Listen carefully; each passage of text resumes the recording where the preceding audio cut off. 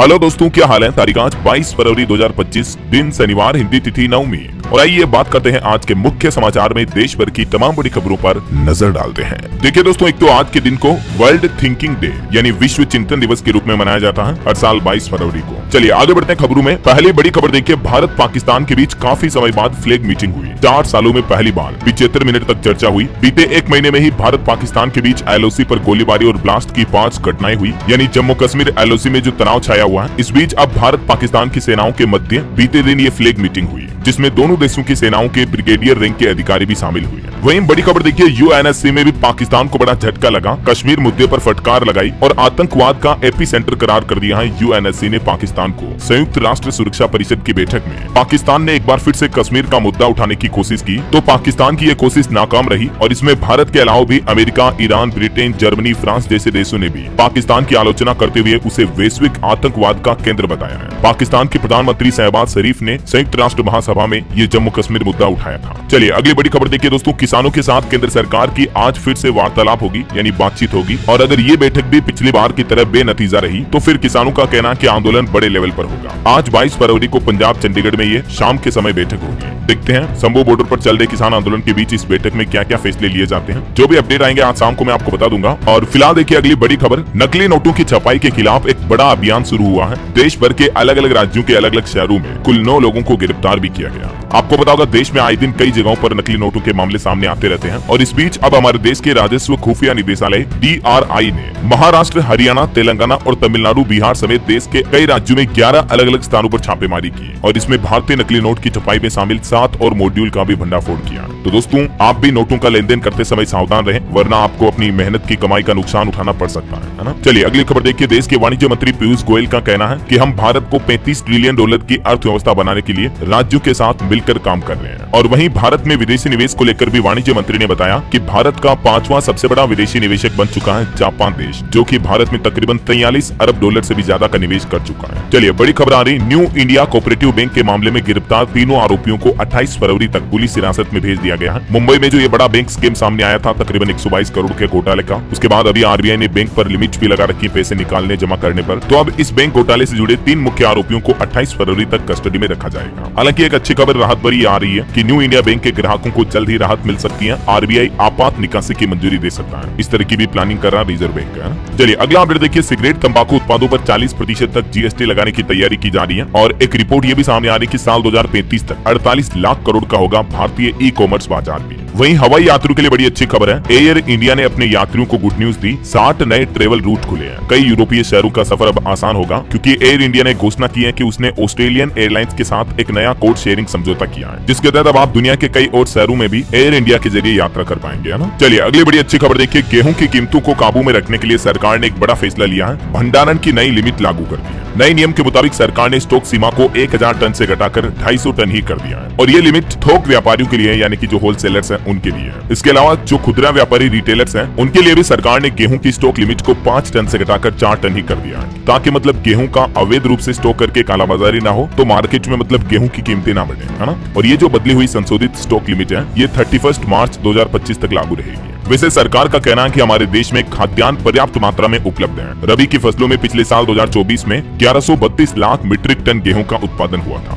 और इस साल भी अच्छा उत्पादन होने की संभावना है। चलिए अगली खबर देखिए, अरविंदर सिंह लवली होंगे दिल्ली के सदन में प्रोटेम स्पीकर। 24 फरवरी से ही दिल्ली विधानसभा का नया सत्र शुरू होने जा रहा। दिल्ली में आखिरकार नई रेखा गुप्ता की सरकार बनने के बाद अब 24 तारीख से दिल्ली सरकार ने विधानसभा का ये विशेष सत्र बुलाया है। इस सत्र के पहले ही दिन केग रिपोर्ट को भी पेश किया जाएगा। और बीते दिन दिल्ली के नए मुख्यमंत्री ने एक बड़ा फैसला लिया। दिल्ली में जो पूर्व CM थी आतिशी, उनके पूर्व मंत्रियों के पर्सनल स्टाफ को भी हटा दिया गया। इसके अलावा भी आतिशी सरकार ने जिन अधिकारियों कर्मचारियों को दूसरी जगह नियुक्त किया था उन्हें भी फौरन अपने मूल विभाग में रिपोर्ट करने को कहा है। दिल्ली में मुख्यमंत्री पद की शपथ लेने के एक दिन बाद ही रेखा गुप्ता ने ये बड़ा फैसला लिया। और इसके अलावा दिल्ली में जो मोहल्ला क्लिनिक हैं उन पर भी मुख्यमंत्री रेखा ने एक बड़ा फैसला लिया। 550 से भी ज्यादा क्लिनिकों पर सीधा असर होगा। 7 दिन में विस्तृत रिपोर्ट भी मांगी है। और दिल्ली सरकार के नए फैसले के तहत अब शहरी आयुष्मान आरोग्य मंदिर में अपग्रेड होंगे दिल्ली के मोहल्ला क्लिनिक। मतलब एक तरह से नई सरकार इनका नया नाम परिवर्तन कर रही है, समझ रहे हो। वहीं दिल्ली सरकार ये भी प्लान कर रही है, होली दिवाली पर तो दिल्ली वासियों को मुफ्त गैस सिलेंडर मिलेगा और साल के जो बाकी 10 महीने होंगे 10 सिलेंडर होंगे वो वो 500 रुपए में प्रति सिलेंडर देने की भी तैयारी कर रही है दिल्ली गवर्नमेंट। और दिल्ली में नई सरकार बनने के बाद परिवहन मंत्री ने इस बात का भी कंफ्यूजन दूर किया कि दिल्ली में फ्री बस यात्रा जो महिलाओं के लिए है वो जारी रहेगी। और भी दिल्ली सरकार का प्लान है अगले 4 महीनों में 11,000 नई ई बसें यानी इलेक्ट्रिक बसें चलाई जाएगी दिल्ली में। और वहीं देखिए दोस्तों, आम आदमी पार्टी की हार पर अन्ना हजारे ने एक बार फिर से तंज कसते हुए कहा कि केजरीवाल को शराब की दुकानें खोलने पर जनता ने सबक सिखाया। तो ये कुछ दिल्ली की पॉलिटिक्स का माहौल चल रहा है। फिलहाल देखिए आप अगली बड़ी खबर, प्रधानमंत्री नरेंद्र मोदी ने सोल लीडरशिप कॉन्क्लेव के पहले संस्करण का उद्घाटन किया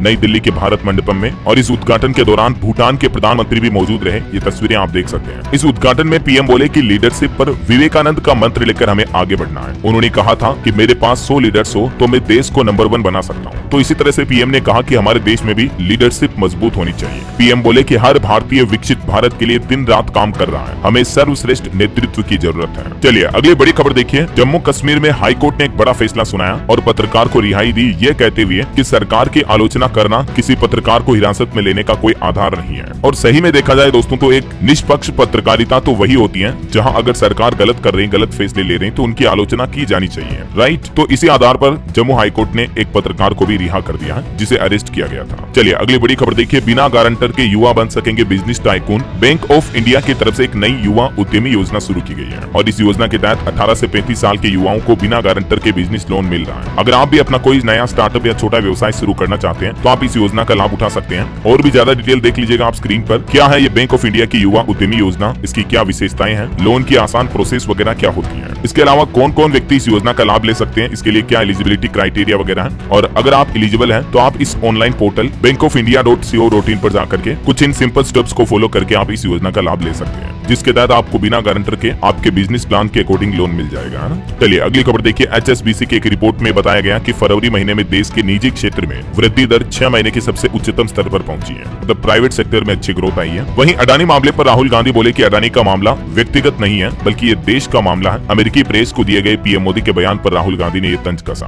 और बड़ी खबर देखिए दोस्तों, 1 करोड़ की ड्रग्स के साथ लेडी डॉन अरेस्ट हुई। दिल्ली की स्पेशल सेल ने इनको पकड़ा। गैंगस्टर हासिम बाबा की तीसरी पत्नी है जोया। जोया खान का नाम आपने सुना होगा। उनको 270 ग्राम ड्रग्स के साथ दिल्ली पुलिस ने गिरफ्तार किया, जिसकी कीमत तकरीबन 1 करोड़ बताई जा रही है। और एक बड़ी खबर देखिए, ईडी ने बीबीसी इंडिया पर भी 3.5 करोड़ का जुर्माना लगाया। 3 डायरेक्टर्स पर भी एक्शन लिया गया। एफडीआई नियमों के उल्लंघन का आरोप लगा बीबीसी पर, उसके बाद ये ईडी ने कार्रवाई की। वहीं खबर देखिए, नई दिल्ली रेलवे स्टेशन पर भगदड़ के वीडियो हटाने के निर्देश जारी किए। रेल मंत्रालय की तरफ से ट्विटर को एक्स को ये नोटिस जारी किया गया और 288 इस तरह के ट्विटर वीडियो के लिंक हैं जिनको हटाने को कहा है। आपको बताओ हाल ही में कुछ दिनों पहले महाकुंभ जाने वाले श्रद्धालुओं में नई दिल्ली रेलवे स्टेशन पर भगदड़ मच गई थी, जिसमें 18 लोगों की जांच चली गई थी। तो अब रेल मंत्रालय की तरफ से ये सोशल मीडिया प्लेटफॉर्म ट्विटर को नोटिस जारी किया गया। और वहीं देखिए, सुप्रीम कोर्ट ने भी आंध्र प्रदेश हाई कोर्ट का फैसला पलटा और कहा कि ससुराल पक्ष की क्रूरता साबित करने के लिए दहेज का आरोप लगाना जरूरी नहीं है। एक पति पत्नी के मामले को लेकर सुप्रीम कोर्ट ने ये अहम फैसला सुनाया, देख सकते हैं। सुप्रीम कोर्ट ने कहा कि क्रूरता शब्द का मतलब सिर्फ दहेज की मांग करना ही नहीं है, बल्कि अगर किसी महिला को मानसिक या शारीरिक रूप से प्रताड़ित किया जाता है, टॉर्चर किया जाता है, तो भी यह धारा 498A के तहत अपराध होगा। ससुराल में पत्नियों महिलाओं के अधिकार को लेकर सुप्रीम कोर्ट का एक बड़ा फैसला है। चलिए अगली खबर देखिए, मराठी साहित्य सम्मेलन में पीएम मोदी पहुंचे और यहाँ उन्होंने कहा कि भाषा के नाम पर भेद डालने की कोशिश की जा रही है, तो भाषाओं को समृद्ध करना अपनाना सबका सामूहिक दायित्व है। पीएम मोदी ने नई दिल्ली के राष्ट्रीय भवन में 98वें अखिल भारतीय मराठी साहित्य सम्मेलन का उद्घाटन किया और इस दौरान प्रधानमंत्री बोले कि भाषा सिर्फ संवाद का माध्यम नहीं है, बल्कि हमारी संस्कृति की वाहक भी है। वैसे कई बार आपको पता होगा हिंदी और साउथ की लैंग्वेज को लेकर कंट्रोवर्सी होती रहती है पॉलिटिक्स में, तो ट्राई लैंग्वेज विवाद पर भी शिक्षा मंत्री ने तमिलनाडु के मुख्यमंत्री को चिट्ठी लिखी है, जिसमें उन्होंने कहा कि विदेशी भाषाओं पर अत्यधिक निर्भरता खुद की भाषा को सीमित करती है, तो इस पर राजनीति ना करें, है ना। और कुछ सड़क हादसों की बड़ी खबरें देखिए दोस्तों आप। गुजरात के भुज में बस और ट्रक के बीच जोरदार टक्कर से 9 लोगों की जान चली गई, 38 से ज्यादा लोग घायल हो गए। एक निजी बस में टक्कर हुई। टक्कर इतनी भीषण थी कि बस के परखच्चे उड़ गए। और भी दोस्तों आजकल महाकुंभ आने जाने वाले लोगों की गाड़ियों में भी एक्सीडेंट की घटनाएं काफी ज्यादा हो रही है। देखिए बीते दिन भी 3 बड़े हादसे हुए हैं, जिनमें 16 लोगों की जान चली गई। एक तो पटना लौट रही कार ट्रक में घुसी, एक वाराणसी में जीप खड़े ट्रक से टकराई। देखिए 3 बड़े हादसों की खबरें। बिहार में महाकुंभ से लौट रहे 6 लोगों की जान चली गई, जिसमें एक ही परिवार के 4 लोग थे। बेटा ही ड्राइव कर रहा था, नींद की झपकी आने की वजह से ये बड़ा हादसा हुआ। एक और बड़ा भीषण हादसा देखिए वाराणसी में भी। महाकुंभ जा रही महिला का सिर ही कटकर बहुत दूर गिर गया।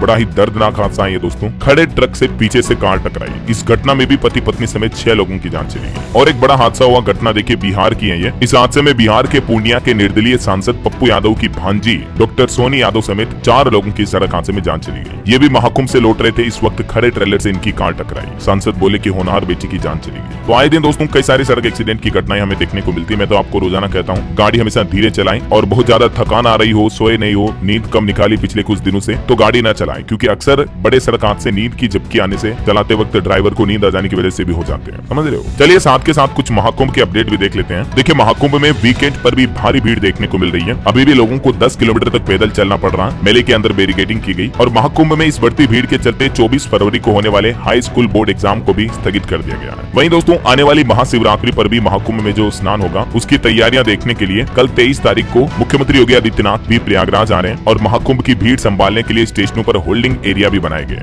2200 अतिरिक्त बसें भी रिजर्व की गई हैं, क्योंकि अभी भीड़ इतनी ज्यादा हो रही, संगम पहुंचने के लिए श्रद्धालुओं को 10-10, 12-12 किलोमीटर फिर से पैदल चलना पड़ रहा है, और गाड़ियों की तो एंट्री बिल्कुल ही बंद है। वहीं महाकुंभ को लेकर एक और खबर आ रही है कि 24 और 25 तारीख को भी महाकुंभ में 3 नए कीर्तिमान बनेंगे। 3 नए गिनीज बुक को वर्ल्ड रिकॉर्ड बनाए जाएंगे। एक वर्ल्ड रिकॉर्ड तो 14 तारीख को ही बन चुका है नदी की स्वच्छता का, और बाकी 24-25 तारीख को भी 2 और नए वर्ल्ड रिकॉर्ड बनेंगे। और वहीं देखिए कुंभ नगरी प्रयागराज को सीएम योगी ने एक और बड़ी सौगात दी। 600 करोड़ रुपए से हाईवे होगा 4 लेन, जहां रोजाना फर्राटा बढ़ते हैं 30 से 35 हजार गाड़ियां। इस प्रयागराज मिर्जापुर हाईवे के रूट को 4 लेन के रूप में विकसित किया जाएगा, है ना। और देखिए बीते दिन केंद्रीय जल शक्ति मंत्री ने भी संगम में डुबकी लगाई। CR पाटिल ने कहा कि ये सिर्फ धार्मिक आयोजन नहीं है, बल्कि भारतीय संस्कृति का पर्व है। और वहीं हाल ही में आपको पता होगा पश्चिम बंगाल की मुख्यमंत्री ममता बनर्जी ने महाकुंभ को मृत्यु कुंभ कहा था। इस बयान पर राज्य मंत्री बघेल बोले कि 100 लोगों के बारात में हाथ पांव फूल जाते हैं, प्रयागराज में करोड़ों लोगों का इंतजाम किया गया है। और एक अनोखी घटना देखिए, कुंभ में 7 दिन से भटकती मां से मिलने आया बेटा। रेखा बोली कि घर लेकर चलो, पति बोले कि हमारी पत्नी नहीं। बेटे ने जवाब दिया हम DNA टेस्ट कराने के लिए तैयार हैं। देखिए अपने ही अपनों को कुंभ में ले जाकर जानबूझकर खो देते हैं और फिर भूल जाते हैं। एक और बड़ी दर्दनाक खबर देखिए आप, मां को घर में बंद कर दिया और सास ससुर और अपनी पत्नी को लेकर एक व्यक्ति पहुंच गया महाकुंभ। सरकारी नौकरी करने वाला कर्मचारी है। अब SDO ने उसको नोटिस भी भेजा है। देखिए किस तरह का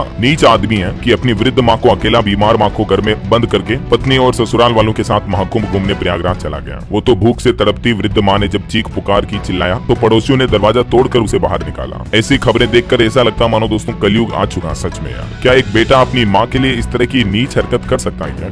क्या ही कहोगे दोस्तों आप ऐसे दुष्टों के बारे में। मैं तो कहता हूँ इसको सरकारी नौकरी से हटा देना चाहिए, उल्टी सजा देनी चाहिए। आपकी क्या राय कमेंट करके बताओ देखिए मुझे। फिलहाल देखिए आप अगली खबर, गृह मंत्री अमित शाह की अध्यक्षता में आज शनिवार को महाराष्ट्र में 27वीं पश्चिमी क्षेत्रीय परिषद की बैठक होगी। सहकारी संघवाद को बढ़ावा दिया जाएगा। और वहीं खबर है देश के प्रकृति परीक्षण अभियान के पहले चरण में 1.25 करोड़ से भी ज्यादा लोगों का परीक्षण हुआ। अभियान ने हासिल किए 5 विश्व रिकॉर्ड। आयुष मंत्रालय की ओर से अभी ये नया अभियान चलाया गया हमारे देश में, और भी इसके बारे में ज्यादा जानकारी आप देख सकते हैं स्क्रीन पर। और खबर देखिए दोस्तों, हमारे विदेश मंत्री डॉक्टर एस जयशंकर ने बांग्लादेश के विदेशी मामलों के सलाहकार तौहीद हुसैन से बातचीत की और बांग्लादेश को एक नसीहत भी दी। उन्होंने एस जयशंकर ने कहा कि ढाका आतंकवाद को सामान्य न बनने दें। भारत बांग्लादेश के बीच हुई इस चर्चा को काफी अहम बताया जा रहा है, और एक फैसला भारत बांग्लादेश के बीच ये भी हुआ है, दोनों देशों की सीमा के बीच नई हॉटलाइन शुरू करने पर सहमति बनी है। अब 99 नई जगहों पर बाड़ लगाई जाएगी, मतलब तारबंदी की जाएगी भारत बांग्लादेश की सीमा पर, है ना। चलिए अगली बड़ी अच्छी खबर देखिए, महंगे बाजारों में शुरू हुआ भारतीय फलों का निर्यात। GI टैगिंग से बड़ी सफलता मिली है, और भारत के फलों को पहली बार पश्चिम देशों के अधिक फायदा देने वाले बाजारों में एक्सपोर्ट किया जा रहा है, जिससे किसानों की आय बढ़ाने में भी मदद मिली है। कृषि मंत्रालय की तरफ से ये जानकारी दी गई। चलिए अगला अपडेट देखिए, भारत की पूर्णिमा देवी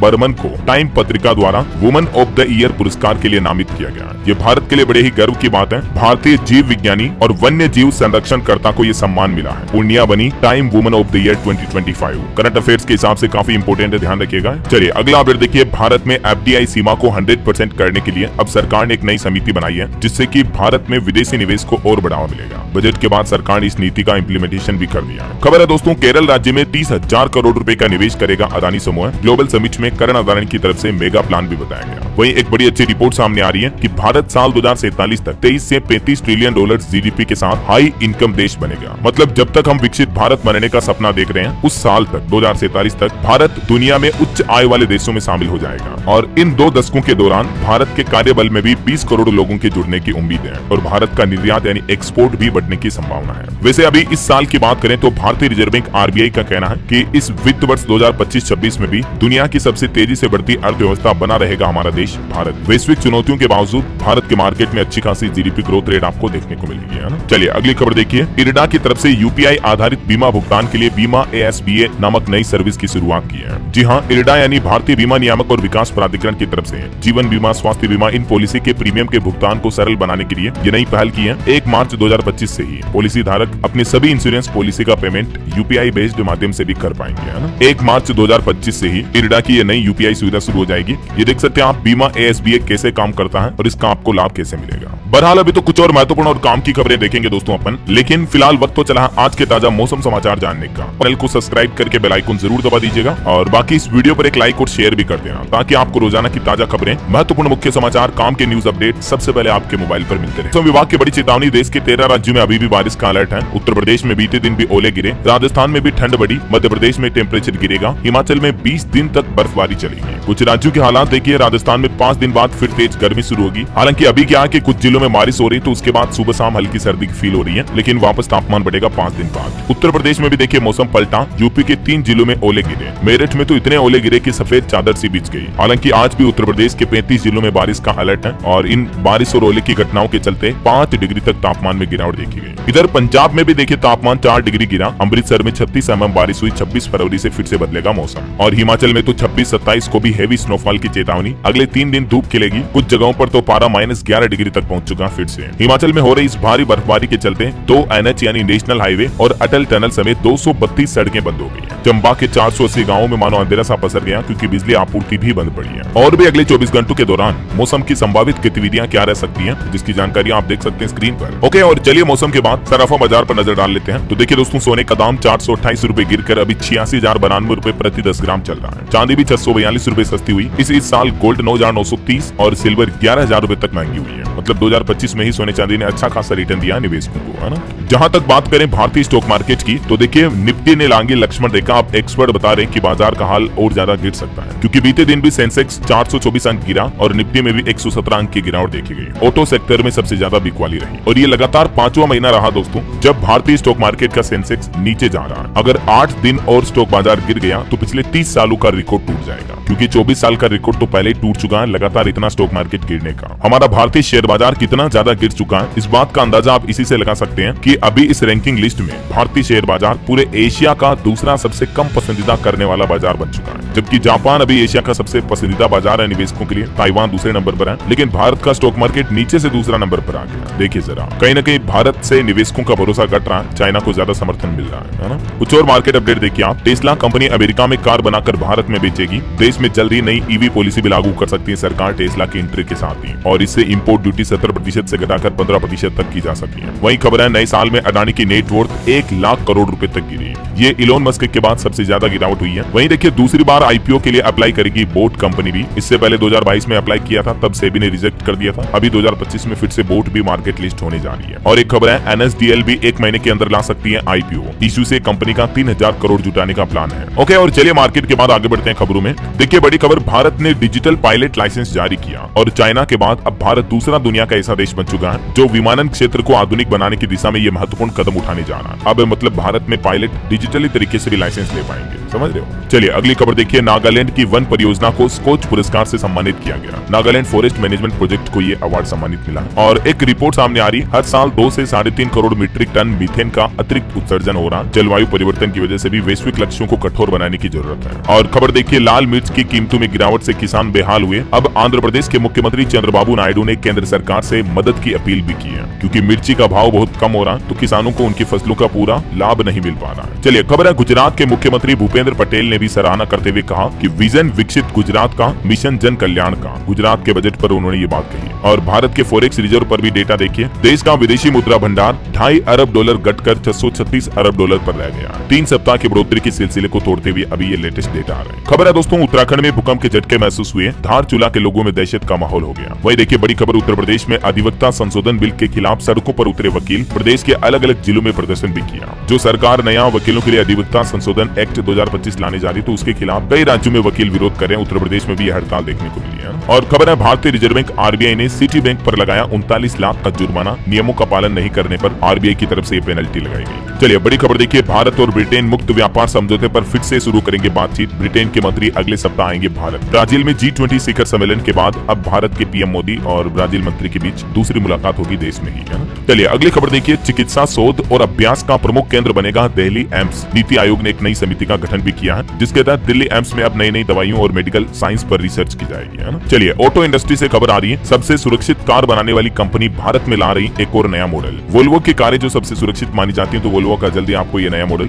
भारत में भी देखने को मिलेगा, XC90। और टाटा कंपनी ने भी 2 कार को नए अवतार के साथ लॉन्च किया है। हालांकि कंपनी का कहना है कि इनको सिर्फ 2700 लोग ही खरीद पाएंगे, क्योंकि लिमिटेड एडिशन निकाले। और एक रिपोर्ट सामने आ रही है कि भारत का ऑटोमोबाइल उद्योग करेगा स्थिर बढ़ोतरी। प्रीमियम कारों की मांग ज्यादा होती जा रही है, रिपोर्ट में ये भी दावा किया गया। और वैसे अभी तो सरकार नई ईवी पॉलिसी भी लाने वाली है। टेस्ला की एंट्री के साथ ही अब आपको इलेक्ट्रिक कारें और भी सस्ती देखने को मिल सकती है। भारत में इलेक्ट्रिक कारों पर टैरिफ में भारी कटौती करने का प्लान कर रही है सरकार। चलिए अगली खबर देखिए, 1 जुलाई से हमारे देश के फ्लाइट उड़ाने वाले पायलटों को मिलेगा ज्यादा आराम। DGCA ने दिल्ली हाईकोर्ट को पूरा प्लान बताया और कहा कि पायलटों के लिए जल्द ही ड्यूटी नियमों में नए संशोधन जारी किए जाएंगे, जिसके तहत पायलटों को मिलने वाले आराम को 36 घंटे से बढ़ाकर 48 घंटे किया जा सकता है। और 1 नवंबर 2025 से ही रात की उड़ानों में भी कमी की जा सकती है। कई सारे पायलटों की शिकायत के बाद DGCA ने ये एक्शन लिया है। चलिए अगली खबर आ रही है, पंजाब के हर गाँव में स्वच्छ जल मिलेगा। भगवंत मान सरकार ने बनाई 2200 करोड़ की 15 बड़ी परियोजनाएं, जिनका मकसद है पंजाब के सभी जिलों के सभी गाँवों तक स्वच्छ पेयजल पानी की आपूर्ति बढ़ाई जाएगी। राज्य के तकरीबन 144 गाँवों में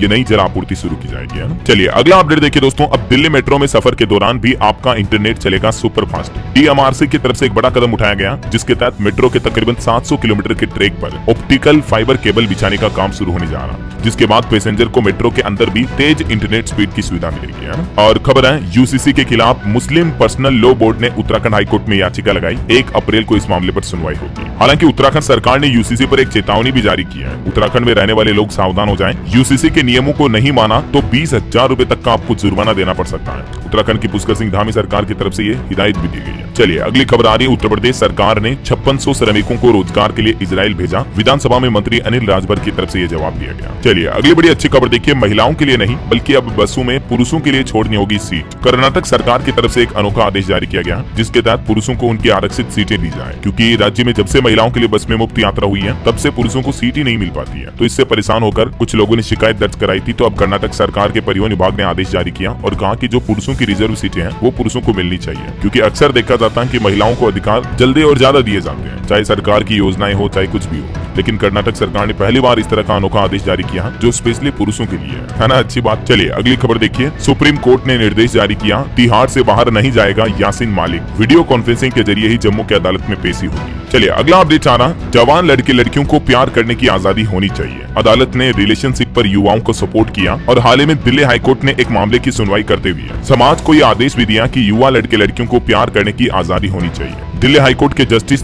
जसमीत सिंह की बेंच ने एक मामले पर बात करते हुए कहा कि किशोरावस्था में लड़के लड़कियों के बीच सहमति से बनाए गए शारीरिक संबंधों को भी अपराध माना जाता है और इसको पोक्सो अधिनियम के तहत जुर्म माना जाता है। लेकिन हाईकोर्ट के जजों ने सरकार को ये भी राय दी है कि इस यंग उम्र के लड़के लड़कियों के बीच प्यार को स्वीकार करने के लिए कानून विकसित होना चाहिए। मतलब सभी को पोक्सो में घसीटो, ऐसा सही नहीं है। अगर लड़की के साथ वाकई में कोई ज्यादती हुई है, बुरा हुआ, तब तो पोक्सो एक्ट लगना चाहिए। लेकिन अगर किशोर लड़के लड़कियों में भी सहमति से प्रेम संबंध है, शारीरिक संबंध बन रहे हैं, तो उनके लिए मतलब एक अलग से कानून में रास्ता होना चाहिए। ये दिल्ली हाईकोर्ट की तरफ से एक अहम फैसला सुनाया गया है। चलिए अगली खबर देखिए, ICMAI की मांग, नए आयकर बिल में अकाउंटेंट की परिभाषा में कोस्ट अकाउंटेंट को भी शामिल किया जाए। जो सरकार नया आयकर विधेयक लाने जा रही है, इसको लेकर institute of cost accountants of India ICMAI ने सरकार को ये सुझाव भी दिया। चलिए अगली खबर देखिए, केंद्रीय मंत्री धर्मेंद्र प्रधान ने भी भाषा को लेकर कहा कि विश्व स्तर पर शाश्वत तमिल संस्कृति और भाषा को बढ़ावा देने के लिए प्रतिबद्ध है केंद्र की नरेंद्र मोदी सरकार। और सेबी चीफ का भी कहना कि टिप्पणी करने की कोई जरूरत नहीं है, जो अभी स्टॉक मार्केट में स्मॉल और मिड कैप शेयरों में गिरावट आ रही है, तो इस पर सेबी चीफ ने ये कहा। वहीं टेक न्यूज से खबर है, एप्पल को चुनौती देने के लिए गूगल की बड़ी प्लानिंग। अमेरिका के बाद अब भारत में भी गूगल अपने रिटेल स्टोर खोलने जा रहा है। चलिए खबर देखिए, गुरुग्राम हरियाणा में इंटरनेशनल ड्रग LSD बरामद हुई। रूस अमेरिका जैसे देशों में इसका इस्तेमाल होता है, कीमत इसकी काफी ज्यादा होती है। एक व्यक्ति को गिरफ्तार भी किया गया इस मामले में। और खेल समाचार पर खबर है दोस्तों, चैंपियंस ट्रॉफी मैच में साउथ अफ्रीका ने अफगानिस्तान को 107 रन से हराया। रायन रिकेल्टन ने सेंचुरी भी लगाई। वहीं नौकरी पेशा लोगों को लेकर एक रिपोर्ट सामने आ रही है। सैलरी सैलरी का 33% अपनी EMI पर यानी लोन वगैरह की किस्तों पर खर्च करते हैं नौकरी करने वाले लोग। 20,000 से कम कमाने वाले ऑनलाइन गेमिंग में सबसे आगे हैं। हालिया एक लेटेस्ट रिपोर्ट सामने आई है, देख सकते हैं आप इसके बारे में जानकारी भी। और अगली बड़ी खबर देखिए दोस्तों, अमेरिका ने जो हाल ही में अवैध भारतीयों को अपने देश से भारत भेजा था, इस दौरान एक मामला हुआ था, आपको पता होगा, एक सिख व्यक्ति को बिना पकड़ी के ही अमेरिका ने लौटाया। तो इस मामले पर केंद्र सरकार ने कहा कि अमेरिका मानवीय व्यवहार करे हमारे लोगों के साथ और उनकी धार्मिक संवेदनाओं का भी ध्यान रखे। भारत के विदेश मंत्रालय ने भी कहा कि हमारे मामलों में विदेशी दखल देना चिंताजनक है। चुनाव में US फंडिंग वाले ट्रंप के बयान पर भी बोला विदेश मंत्रालय, क्योंकि डोनाल्ड ट्रंप ने भारत में अमेरिकी चुनावी फंडिंग को रिश्वतखोरी बताया था। उन्होंने कहा कि मैं परवाह क्यों करूं, हमारी अपनी बहुत परेशानियां हैं। 3 दिन में उनका ये तीसरा बयान देखने को मिला। कहीं न कहीं दोस्तों देखा जाए तो इस बार जो डोनाल्ड ट्रंप की सरकार बनी अमेरिका में, भारत और अमेरिका के बीच रिश्ते उतने मजबूत नजर नहीं आ रहे हैं जो एक वक्त में हुआ करते थे। हाउडी मोदी अभियान भी चलाया था ट्रंप के चुनाव प्रचार के दौरान, मोदी गए थे, तो वो बात इस बार रिश्तों में नहीं दिख रही है। सही है ना? अमेरिका भारतीयों को वापस हमारे देश में भेज रहा है तो भी बुरे तरीके से जंजीरों में बांध करके। ये कोई तरीका होता है क्या? लगता है ट्रंप की सटक गई। और भारत के लिए एक अच्छी बात तो यह है, गुजराती कास पटेल अमेरिकी एजेंसी FBI के डायरेक्टर बनाए गए, सीनेट ने मंजूरी दी। और इस मामले में भी देखिए ट्रंप की पार्टी के 2 सांसदों का विरोध में वोट देखने को मिला। लेकिन ये बताता है कि हमारे हिंदुस्तानियों में कितना दिमाग है, कितने ऊंचे पद ओहदे पर रहते हैं वो। और एक खबर देखिए, डोनाल्ड ट्रंप ने रूस के राष्ट्रपति पुतिन के साथ परमाणु निरस्त्रीकरण बातचीत पर भी अपना भरोसा व्यक्त किया और बोले कि परमाणु संघर्ष को रोकना जरूरी है, ये विनाशकारी होगा। वैसे अमेरिका में ट्रंप की सरकार बने 1 महीना हो चुका है। उन्होंने 16 फैसले लिए। पहले दिन बाइडेन के 78 आदेश पलटे, भारतीयों को जंजीरों में डिपोर्ट किया और दुनिया भर में जैसे को तैसा टैक्स लगाया। टैरिफ वगैरह भी काफी बढ़ा दिया अमेरिका ने अभी, है ना? चलिए अगली खबर देखिए, MP अमृतपाल की याचिका पर अब सुनवाई 25 तारीख को होगी कोर्ट में। तकनीकी पहलू जानेगा हाई कोर्ट। वही खबर है दोस्तों, हरियाणा की 40 अनाज मंडियों में खुली अटल कैंटीन। इस पर अब कांग्रेस ने लगवाई रोक। कांग्रेस पार्टी ने आरोप लगाया कि मतदाताओं को प्रभावित करने के लिए फैसला लिया गया और इसे आचार संहिता का उल्लंघन बताया। और ऑटो इंडस्ट्री से खबर देखिए, किया की अपडेटेड 2025 सेल्टोस लॉन्च हुई 3 नए वेरिएंट्स के साथ। इसमें आपको कई एडवांस फीचर भी मिलेंगे। इसकी शुरुआती कीमत 11,12,000 रुपए होगी। वही खबर है, अश्लील कमेंट मामले में साइबर सेल ने राखी सावंत को भी भेजा समन। यूट्यूबर आशीष चंचलानी की याचिका पर भी सुप्रीम कोर्ट बोला कि रणवीर अलाहाबादिया की याचिका के साथ ही करेंगे आपके मामले की सुनवाई भी। चलिए अगली खबर देखिए, निधि कर को woman entrepreneur award in celebrity से सम्मानित किया गया। इको फ्रेंडली प्लास्टिक बनाने के लिए उन्हें ये सम्मान मिला है। इन्होंने दिल्ली यूनिवर्सिटी से बैचलर्स की पढ़ाई भी की हुई है। 1985 में इनका जन्म हुआ था। चलिए स्टूडेंट्स के लिए बड़ी खबर आ रही है, अब साल में 2 बार दे सकेंगे बोर्ड एग्जाम और जिस बार में अच्छे नंबर आएंगे वही रिजल्ट मान्य होगा। सप्लीमेंट्री भी खत्म होगी। CBSE की तरफ से ये नया प्लान बनाया जा रहा है बोर्ड एग्जाम में चेंजेस को लेकर, है ना? चलिए खबर आ रही दोस्तों, उत्तर प्रदेश के इस जिले में महंगी होने वाली है जमीन। 15 से 25% तक बढ़ेगा सर्कल रेट, यूपी के हरदोई में। और खबर है, बिहार के मुख्यमंत्री नीतीश कुमार ने भी राजधानी पटना को 1404 करोड़ रुपए से भी ज्यादा की योजनाओं की सौगात दी। 623 योजनाओं का उद्घाटन और शिलान्यास किया। वही खबर है, YouTube प्रीमियम का लाइट प्लान जल्द ही लॉन्च होगा। अब सस्ते में आपको एड फ्री कंटेंट देखने का मौका मिलेगा। और खबर है, बिहार में अब साइबर अपराधियों की खेर नहीं। बिहार पुलिस के अधिकारी अब स्पेशल ट्रेनिंग ले रहे हैं, जिसके तहत अब साइबर अपराधियों को जल्द से जल्द पकड़ा जाएगा और लोगों को फ्रॉड की घटनाएं कम देखने को मिलेगी। वही खबर है, महाराष्ट्र में मिड डे मील में छात्रों को फिर से मिलेगा एग यानी अंडा। हालांकि पहले इसे बंद कर दिया था, लेकिन विरोध के बाद महाराष्ट्र सरकार ने अपना ही फैसला वापस बदला है। वही खबर है दोस्तों, उत्तर प्रदेश के बनारस में खुलेगा पूर्वांचल का पहला डॉग पार्लर भी। कुत्तों को भी स्पा जैसी सुविधा मिलेगी, मसाज वगैरह की। यूपी के वाराणसी में बन रही है। और अगली खबर देखिए, केंद्र सरकार ने 9वीं कक्षा से पाठ्यक्रम में प्रारंभिक जीवन रक्षक प्रशिक्षण को शामिल करने का निर्णय लिया है। दरअसल आजकल हमारे देश में जो अचानक दिल का दौरा पड़ने की घटनाएं बढ़ रही है, कार्डियक अरेस्ट, हार्ट अटैक वगैरह, तो अब बच्चों को ये प्रशिक्षण दिया जाएगा कि इस स्थिति में CPR वगैरह कैसे देनी है। 9वीं क्लास से ही बच्चों को पाठ्यक्रम में ये चीजें सिखाई जाएगी, है ना? और एक बड़ी वैज्ञानिकों की चिंताजनक रिपोर्ट देखिए, माउंट एवरेस्ट पर 150 मीटर तक घट गया हिम आवरण। सर्दियों के मौसम में बर्फ जमने में आ रही कमी का संकेत है। चलिए कुछ और स्टेट न्यूज अपडेट देख लेते हैं फटाफट से। देखिए दोस्तों, राजस्थान के हर जिले में खुलेगा कामकाजी महिला हॉस्टल। भूमि आवंटन की कार्यवाही भी प्रक्रियाधीन है। वहीं मध्य प्रदेश के 89,000 स्टूडेंट्स को मिले लैपटॉप। मुख्यमंत्री मोहन यादव बोले, काग चेष्टा सबके जीवन में जरूरी है। छात्रों ने कहा कि लैपटॉप से पढ़ाई में मदद मिलेगी। और मध्य प्रदेश में ग्लोबल इन्वेस्टर समिट भी होने वाला। इसमें PM मोदी आएंगे। उनकी सुरक्षा व्यवस्था 3 लेयर सिक्योरिटी में रखी गई है। भोपाल में SPG ने सुरक्षा की जिम्मेदारी ली। 25 IPS और 5,500 जवान तैनात रहेंगे। 24 फरवरी को सुबह 10 बजे PM मोदी यहाँ GIS समिट का उद्घाटन करेंगे, शुभारंभ करेंगे। और वहीं देखिए, उत्तर प्रदेश की तरह मध्य प्रदेश में भी वकीलों ने हड़ताल की विरोध किया। एडवोकेट एक्ट अमेंडमेंट बिल के खिलाफ प्रदर्शन भी किया। और एक अनोखा मामला देखिए दोस्तों, कोमा में है डॉक्टर, पिता ने 75 लाख क्लेम मांगा तो इंदौर हाईकोर्ट ने माना कि कभी ठीक नहीं होंगे डॉक्टर। उनकी क्लेम की राशि को भी बढ़ाकर 81 लाख देने का कहा है इंश्योरेंस कंपनी को। देखिए जरा, MP इंदौर कोर्ट की तरफ से ये फैसला सुनाया गया। वहीं श्रमिकों के न्यूनतम वेतन पर भी इंदौर हाईकोर्ट ने एक बड़ा फैसला सुनाया। 21 लाख श्रमिकों को अगले महीने से ही बढ़ा हुआ वेतन मिलेगा। हालांकि टेक्सटाइल उद्योग के मजदूरों को थोड़ा इंतजार करना पड़ेगा। बाकी मध्य प्रदेश में कई सारे श्रमिकों का वेतन अगले महीने से बढ़ जाएगा। यह हाईकोर्ट द्वारा जारी आदेश भी आप देख सकते हैं। लेते हैं। वहीं खबर है मध्य प्रदेश में उद्योगपतियों को भी पूरा सहयोग मिलेगा। मुख्यमंत्री मोहन यादव ने 1100 से ज्यादा इकाइयों को 450 करोड़ रुपए ट्रांसफर भी किया। और इन्वेस्ट एमपी समिट में भी भोपाल में 24 फरवरी को जुटेंगे दुनिया के 60 देशों के कारोबारी। बड़ा निवेश आने की उम्मीद है इस GIS समिट में भी। वहीं देखिए मध्य प्रदेश में खजुराहो महोत्सव में भी 139 कलाकारों की 24 घंटे नृत्य मैराथन देखने को मिला, तो Guinness book of world record ने सर्टिफिकेट भी दिया। चलिए अगला अपडेट देखिए। बाढ़ और सूखे की भविष्यवाणी में मदद करेगा अब इसरो, भारतीय अंतरिक्ष एजेंसी, क्योंकि साइंटिस्ट नारायणन अब छत्तीसगढ़ के किसानों को गाइडेंस देंगे। PT उषा बोली कि ओलंपिक लेवल की ट्रेनिंग खिलाड़ियों को मिलेगी। और खबर देखिए बिहार के रोहतास में शुरू होगा हॉट एयर बैलून की सवारी। एक बार में 6 लोग शेयर कर सकेंगे, 500 रुपए किराया होगा। बिहार से एक बड़ी दुख भरी खबर देखिए दोस्तों। भारत को वर्ल्ड चैंपियन बनाने वाली खिलाड़ी जिसको अभी तक प्रधानमंत्री आवास तक नहीं मिला, ये दास्तान है खो खो प्लेयर मोनिका की। इनका कहना कि मैं नरेंद्र मोदी से मिलना चाहती हूँ और अगर मुझे मदद मिली तो देश के लिए और भी मेडल जीतूंगी। देश को खो खो में वर्ल्ड चैंपियन बनाने में जिस खिलाड़ी ने बड़ी भूमिका निभाई,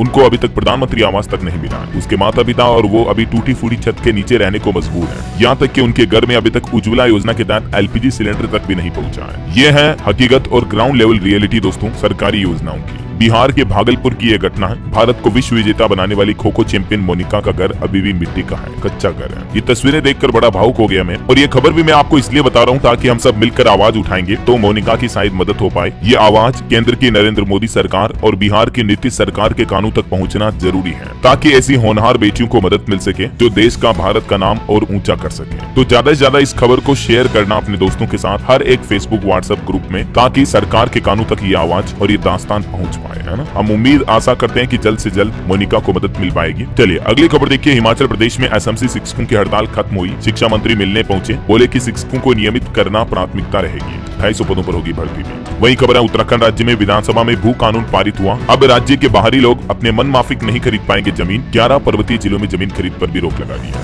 चलिए कुछ एजुकेशनल खबरें देखते हैं। देखिए हरियाणा में चौकीदारों के 2374 पदों पर भर्ती निकलेगी। नायब सरकार बढ़ी हुई सैलरी के साथ एक नई सुविधा भी देगी। और झारखंड में 10वीं का पेपर लीक हुआ। बोर्ड ने हिंदी साइंस की परीक्षा भी रद्द की। 4 लाख स्टूडेंट्स का दोबारा होगा एग्जाम। पंजाब पुलिस कांस्टेबल के 1746 पदों पर भर्ती के लिए आवेदन शुरू हो चुके हैं। लास्ट डेट 13 मार्च। और कुछ अंतर्राष्ट्रीय न्यूज अपडेट देखिए आप। अर्जेंटीना के राष्ट्रपति ने एलन मस्क को आरी गिफ्ट की, तो मस्क बोले कि ये ब्यूरोक्रेसी पर चलाने के लिए है। वहीं खबर है इजराइल में 3 बसों में बम धमाके हुए। आतंकी हमले की आशंका है। पार्किंग में खाली पड़ी बसें थी तो जान माल का नुकसान तो नहीं हुआ, लेकिन इस घटना के बाद इजराइल के देश भर में बस और ट्रेन सर्विस को रोक दिया गया। ओके, और चलिए अंत में आज के राशिफल पर नजर डाल लेते हैं। देखिए कन्या राशि के लोगों को अपने निर्णय से लाभ मिलेगा। तुला राशि के लोगों के भी अधूरे काम पूरे हो सके हैं। और मिथुन राशि के लोग पूरी जानकारी मिलने के बाद ही निर्णय लें। कुंभ राशि वालों के लिए भी आज का दिन शुभ रहेगा। और हाँ दोस्तों, आप मुझे कमेंट करके बताइए कि हाल ही में भारत ने किस देश के साथ पहली बार सैन्य अभ्यास मिलिट्री एक्सरसाइज की है। कमेंट करके लिखना। आपको सही जवाब देने वाले लोगों को रेंडमली सेलेक्ट न्यूज टीम की तरफ से एक शानदार सरप्राइज गिफ्ट जीतने का मौका मिलेगा। और इसी के साथ ही अगर आपको वीडियो अच्छा लगा तो इसे लाइक करना, शेयर भी करना, न्यूज चैनल को सब्सक्राइब करके बेल आइकन जरूर दबा देना। रोजाना ऐसी इन्फॉर्मेटिव जानकारियां, महत्वपूर्ण मुख्य समाचार, काम की न्यूज अपडेट देखते रहने के लिए। ओके, ख्याल रखिएगा अपने आप का, अपने परिवार का। मिलेंगे अगले नेक्स्ट अपडेट में, तब तक के लिए जय हिंद, जय भारत, वंदे मातरम।